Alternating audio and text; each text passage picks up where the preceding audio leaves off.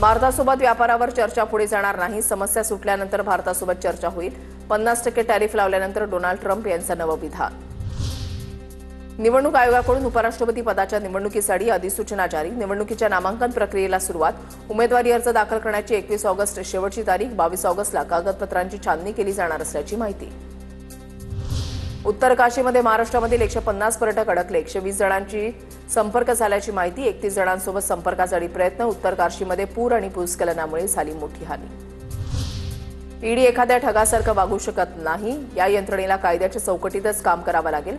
सर्वोच्च न्यायालयानं पुन्हा ईडीला झापलं. ईडीच्या प्रतिमेबाबत आम्ही चिंतित आहोत, न्यायमूर्तींनी म्हटलंय.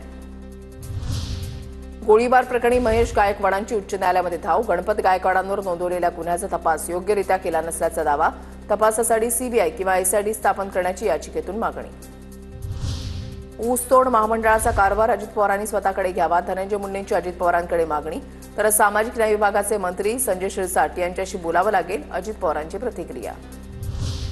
माजी न्यायमूर्ती यशवंत वर्मा यांनी दाखल केलेली याचिका सर्वोच्च न्यायालयानं फेटाळली. यशवंत वर्मा यांचं वर्तन विश्वासार्ह नाही. महाभियोगाची शिफारस रद्द करण्यास कोर्टाचा नकार. जम्मू आणि काश्मीरला पूर्ण राज्याचा दर्जा देण्याच्या याचिकेवर आज सुप्रीम कोर्टामध्ये सुनावणी. प्राध्यापक जहूर अहमद भट्ट आणि सामाजिक कार्यकर्ते खुर्शीद अहमद मलिक यांच्याकडून कोर्टात याचिका दाखल. दादर कबूतरखाना परिसरातील गोंधळ प्रकरणी अद्याप गुन्हा दाखल झाला नसल्याचं समोर. पालिकेनं तक्रार न दिल्यानं गुन्हा दाखल झाला नसल्याची माहिती. मुंबई पोलीस दलातील सूत्रांची माहिती.